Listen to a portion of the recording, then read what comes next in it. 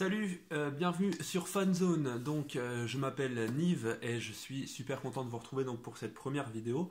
Donc, j'ai décidé de faire ma première vidéo YouTube parce que j'avais envie de développer un petit peu avec vous tout le monde de la NBA et du basket en général, plus quand même centré sur la NBA. Parce que voilà, je suis un grand fan de cette compétition, de ce sport, et je vois que la communauté NBA, fan de NBA en France, commence vraiment à s'épandre, et ça fait vraiment plaisir. Et donc, pour ce premier épisode, j'aurais bien voulu développer avec vous les différents, enfin le côté littéraire de la NBA, tout ce qui se passe autour au niveau bouquin et niveau magazine. Pour tous ceux qui connaissent pas encore à peu près tous les magazines, je vais pas tous les développer aujourd'hui parce qu'il y en aurait beaucoup trop. Mais j'en ai sélectionné deux et c'est vraiment les deux que je trouve les plus complets et les plus sympas. Et à côté de ça, j'ai d'autres bouquins à vous présenter. Bon là, c'est plus du côté biographie, voilà, pour les fans de lecture. Je sais qu'il y en a quelques-uns quand même. Donc voilà, on va commencer directement par la première biographie que j'ai achetée. Il s'agit de celle-là. Donc c'est Michael Jordan The Life, une biographie écrite par Roland Lazenby, un biographe super intéressant à lire et super facile à lire surtout. C'est donc un personnage qui a suivi Michael pendant de nombreuses années. Et donc voilà, il connaît Michael Jordan quasiment par cœur, et dans tous ses bons moments et un peu moins bons moments aussi. On apprend beaucoup de choses dans ce bouquin. Et on comprend mieux pourquoi c'est un homme qui est arrivé à où il en est aujourd'hui, donc avec sans parler d'argent, mais avec une notoriété incroyable et un talent fou. Voilà. Donc vraiment un bouquin à vous conseiller. Donc c'est un bouquin qui comporte quand même, attendez que je ne dise pas de bêtises, ouais, à peu près un peu plus de 700 pages. Donc il faut avoir de la patience pour en finir et pour le finir. Mais il se lit très très bien. Là j'en suis à peu près à la moitié. Et on apprend énormément de choses que forcément les médias ne peuvent pas, n'ont pas pu lire tout de suite. Donc voilà, je vous conseille vraiment ce bouquin. Ensuite, on a un deuxième livre que je me suis acheté. Donc là, il s'agit de celui-là. Phil Jackson, un coach aux 11 titres. Donc là, on voit bien sûr sur la couverture les 11 magnifiques bagues qu'a remporté ce coach d'exception. On voit malheureusement qu'il a fini sa carrière pas de la plus belle des manières en voulant sauver les New York Knicks, qui malheureusement avec une équipe un petit peu compliquée à faire jouer et à faire gagner. Et puis donc sur la fin, il n'était plus, je pense, apte à coacher une équipe de cette taille et de cette envergure avec toute la pression que le Madison Square Garden émet lors des matchs le soir. Voilà, donc deuxième bouquin, donc celui-là je ne l'ai pas encore lu, mais bon, on apprend bien sûr toutes les facettes de cet homme mythique qui a quand même gagné 11 titres NBA. C'est quand même c'est énorme, franchement. C'est 11 titres dans deux clubs différents, aux Lakers et aux Chicago Bulls. Donc voilà, un bouquin à conseiller. Donc on voit derrière les deux joueurs qui a connu les deux joueurs mythiques qu'a connu Phil Jackson. Donc voilà, pas n'importe qui, Michael Jordan et Kobe Bryant. Voilà, donc un bouquin que je vous conseille également si vous voulez en savoir un peu plus sur ce coach mythique de NBA. Ensuite, le troisième bouquin que j'ai acheté, il s'agit de celui-là. Not a Game, pas du jeu, donc avec une biographie concernant Allen Iverson, mon ancien joueur de basket préféré, enfin toujours actuel d'ailleurs, parce que c'est quand même un joueur qui a marqué la génération 2000, donc avec des performances juste hallucinantes, qui malheureusement en fin de carrière s'est un peu écroulé au niveau de sa vie personnelle, malheureusement j'ai envie de dire ça, avec beaucoup de problèmes perso. Mais en attendant, c'est un joueur qui a marqué sa génération et qui a marqué de son empreinte, de son style vestimentaire également, qui était un petit peu en avance sur son temps à l'époque. Mais voilà, on apprend pas mal de choses. Hein. Le sous-titre d'ailleurs de ce bouquin, c'est l'ascension et la chute d'une icône. Donc on voit qu'à un moment il était au top de sa carrière à Philadelphie. Il n'a malheureusement pas gagné de titre avec cette équipe et ce maillot mythique des Sixers de Philadelphie. Voilà.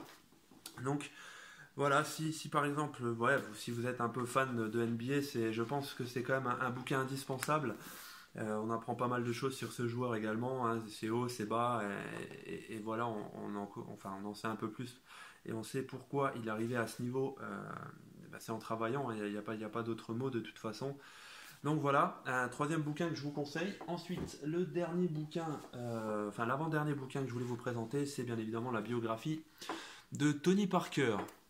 Donc, Une vie de basketteur, écrit par Armel Lebescon, aux éditions Mareuil, pardon, excusez-moi. Donc, pareil, on apprend un petit peu, on en apprend un peu plus sur le basketteur français, 4 fois champion NBA quand même, 6 fois All-Star. Donc voilà, on a des photos, on va dire intimes, hein, de sa jeunesse. Et voilà, on apprend un peu le parcours de ce génie du basket français, international français également, à ses grandes heures. Donc voilà, aussi un magazine que j'aurais bien voulu que je vous présente, surtout par rapport, si vous êtes fan de basket et de NBA, et si vous êtes fan de Tony Parker. Vraiment, c'est un bouquin à voir. Je le répète, hein, je ne suis pas sponsorisé pour faire la pub de ces ouvrages, hein, absolument pas.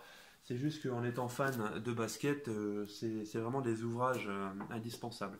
Ensuite, le dernier bouquin, je l'ai acheté aujourd'hui, hein, donc il s'agit du Trash Talk. Si vous êtes fan de NBA, vous avez certainement entendu parler de Trash Talk, donc une émission où bien entendu les sujets tournent autour de la NBA. Donc là, pareil, on a tout plein de petits potins et on apprend pas mal de choses.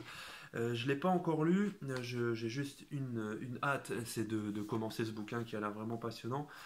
Donc voilà, c'est un bouquin qui comporte environ, je vais vous dire ça tout de suite, voilà, un peu moins de 300 pages aussi. Donc voilà, et on voit bien que là, c'est marqué le basket américain en 300 listes folles. Voilà, donc si ça vous plaît, n'hésitez pas, c'est aux éditions Marabout également.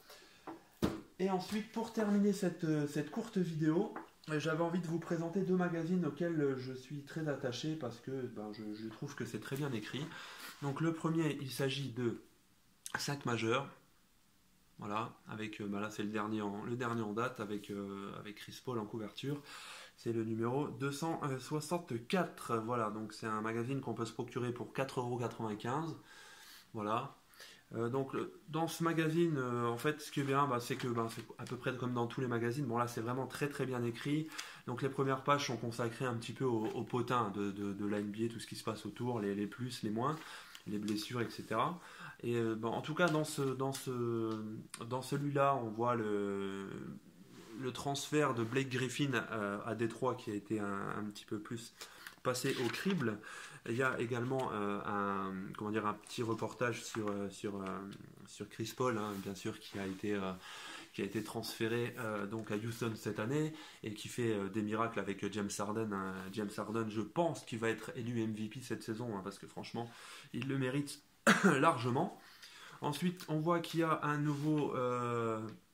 nouvel article, hein, bien sûr, sur la pépite des Utah Jazz, Donovan Mitchell, le rookie le plus incroyable que j'ai pu voir depuis que je suis ce sport, et bien évidemment qui a remporté le concours de dunk de cette année.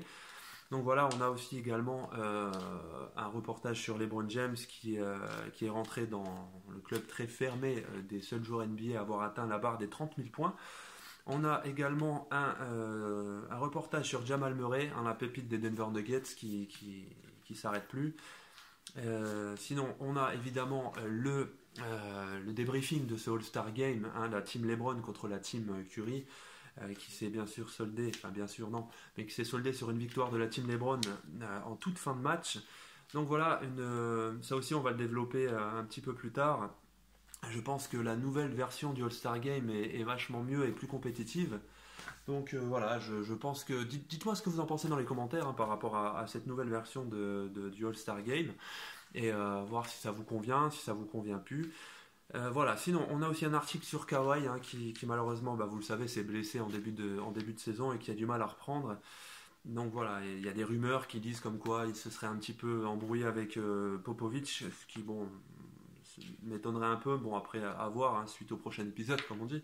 Donc, sinon, on a aussi un nouveau un reportage sur Damian Lillard, hein, qui porte un peu Portland sur ses épaules, avec CJ McCollum, hein, le duo intraitable de Portland, et Djurkic. Voilà, donc sinon on a aussi un reportage sur Ben Simmons, hein, la pépite des Sixers, avec bien sûr son compatriote Joel Embiid, le duo qui fait très mal du côté de Philadelphie, qui pour l'instant, je vous le rappelle, sont qualifiés encore pour les playoffs, pourvu que ça dure. On a évidemment aussi un reportage sur DeMarcus Cousins, qui s'est malheureusement blessé et n'a pas pu jouer le All-Star Game, et c'est... je sais plus qui l'a remplacé d'ailleurs, bon, c'est pas grave. Et ce que j'aime bien aussi dans ce magazine, c'est que, regardez, en fin de magazine, il y a toujours un petit topic et un article sur une légende passée du basket NBA. Donc là, en l'occurrence, c'est Karl Malone. Donc on apprend aussi plein de choses sur les grands hommes qui ont façonné la NBA en faisant ce qu'elle est maintenant. Donc voilà, ça peut être sympa le côté historique à développer, c'est sympa pour les anciens, pour les nostalgiques.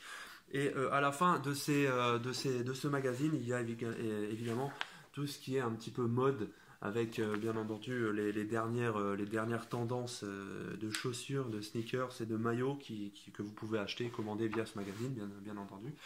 Et évidemment, là, il y a, pour finir, les stats assez complètes et très précises de la saison actuelle, hein. Donc quand je dis stats, le meilleur marqueur, le meilleur rebondeur, meilleur passeur, meilleur intercepteur, meilleur contreur, et avec les pourcentages qui vont avec.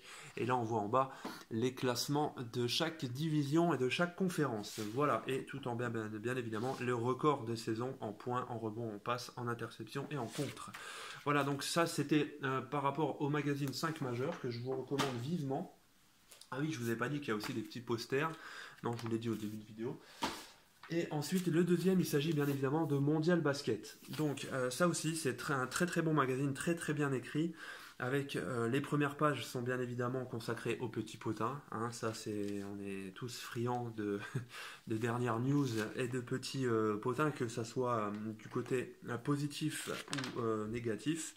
Donc là, en l'occurrence, cette première image, vous l'avez peut-être suivi sur YouTube, le dunk énorme de Giannis Antetokounmpo sur Dennis Smith Jr., hein, le dunk de l'année, c'est inscrit, voilà. Et donc les premières pages sont consacrées au potin. La deuxième, bon là il y a un gros reportage sur Cleveland qui a un petit peu de mal, hein, en fait ils ont une saison un peu en dents de scie. Bon, je pense qu'ils vont quand même se qualifier en play-off, mais ils vont pas terminer premier, hein. Donc là, on voit quand même que Toronto mène les débats de long en large en travers, avec une deuxième équipe de Boston qui s'accroche plutôt bien. Donc là, il y a dans ce magazine, dans ce numéro, c'est le numéro 250, qu'on peut se procurer pour 5,50€ par contre. Un tout petit peu plus cher que 5 majeurs, mais bon, ça reste quand même un magazine de qualité. Voilà, donc là, dans ce numéro, il y a tous les trades qu'il y a eu en cette fin d'année 2017, début d'année 2018. Et on voit que voilà, si vous n'avez pas pu suivre tout le mouvement qu'il y a eu en cette fin de saison 2017, eh ben vous pouvez les retrouver dans ce magazine. Ensuite, on a un très beau topic fait en faveur de Blake Griffin, une star, l'ancienne star des Los Angeles Clippers, qui a finalement atterri au Detroit Pistons, hein, contre toute attente, parce que bon, on sait que Blake Griffin avait signé quand même un contrat de 5 ans assez astronomique avec les Clippers, mais bon, apparemment, il n'était plus bien considéré là-bas, et apparemment, on apprend dans ce bouquin aussi que il n'était même pas au courant qu'il allait être drafté, donc transféré aux Pistons. Il l'a appris sur Twitter, donc voilà, c'est pas terrible de la part de ses anciens boss, mais bon, c'est la loi du sport, et là-bas, voilà, les joueurs apprennent sur Twitter qu'ils sont mutés et transférés. Donc bon, après c'est comme ça. Sinon, on voit un beau reportage sur les Lakers également, avec on apprend aussi les déboires d'Isaiah Thomas qui malheureusement se fait un petit peu balloter de club en club. Il n'arrive pas à trouver de stabilité, et c'est un petit peu dommage. Sinon, on a un beau reportage aussi sur l'argent et la valeur des clubs NBA. Hein, bon, le premier, c'est New York, malgré les statistiques un petit peu médiocres de ce club depuis quelques années. New York reste en tête des clubs les plus riches de ce championnat, avec 3,6 milliards de dollars. Voilà, c'est quand même des sommes qui font un peu tourner la tête. Voilà, je vais pas vous dire tout ce qu'il y a dans le bouquin parce que sinon ça sert à plus rien que vous l'achetiez. Et puis bon, moi je sais que je suis quelqu'un que j'aime bien avoir mes magazines parce que je peux relire les anciens articles et tout, je peux revoir les anciennes images. Voilà.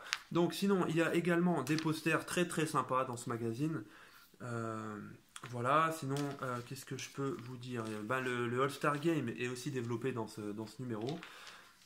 Sinon, voilà, donc le All-Star Game est peut-être un petit peu plus développé dans le modèle dans Mondial Basket que dans 5 majeurs. Avec, on voit également un petit topic sur les salaires des All-Stars cette saison, donc ça peut être sympa hein, à titre d'information et de curiosité. Sinon, on a un petit reportage sur Frank Ntilikina, le meneur de jeu de New York. On le voit ici, un meneur plein d'espoir. Et franchement, je suis de tout cœur avec lui parce que commencer en NBA après avoir joué à Strasbourg, c'est quand même pas donné. Et en plus, atterrir dans le club de New York, qui est un petit peu, on va dire, exigeant avec ses joueurs et ses dirigeants. Et avec, bien entendu, là en plus, Porzingis s'est blessé, donc il est un petit peu seul à la main. Donc malgré quelques drafts, pas drafts, mais quelques renforts à son poste de meneur, la concurrence est vraiment rude à New York. Voilà. Et sinon, on a bien sûr encore une fois, quelques informations sur les rookies de cette saison. Notamment un reportage sur Dennis Smith Jr., engagé à Dallas, et qui fait quand même pas mal de miracles cette saison. Et on a également un topic, encore une fois, sur Kawhi Leonard, qui malheureusement vit une saison un peu compliquée avec les San Antonio Spurs. Et sinon, on a pour finir un petit topic sur Joe Crowder, le nouveau Jazz. Et voilà. On a aussi un petit, j'allais vous le montrer, un petit reportage et des petites nouvelles sur la mode NBA avec les dernières sneakers, les chaussures NBA, les derniers maillots et les accessoires qui peuvent être sympas si vous êtes fan de NBA. Voilà. Donc, on va terminer cette vidéo là-dessus. J'espère en tout cas que vous avez apprécié cette vidéo. N'hésitez pas à lâcher un petit commentaire et un pouce bleu, ça fait toujours plaisir et ça m'encouragera à faire d'autres vidéos sympas pour vous. Voilà, j'espère qu'on va vivre une aventure sympa ensemble. N'hésitez pas à lâcher des petits coms si vous avez besoin de renseignements ou si vous avez envie que je développe d'autres sujets qui vous tiennent à cœur. Franchement, n'hésitez pas. Voilà, donc vous lâchez un petit like si ça vous fait plaisir, moi ça me ferait plaisir en tout cas. Vous n'hésitez pas à lâcher des commentaires pour me dire ce que vous aimeriez bien voir dans les prochaines vidéos, et puis abonnez-vous et puis mettez la petite cloche si vous voulez recevoir mes vidéos en temps et en heure pour ne rien louper. Voilà, je vous souhaite une très très bonne soirée mes amis, et je vous dis à très très bientôt pour une prochaine vidéo. Ciao ciao.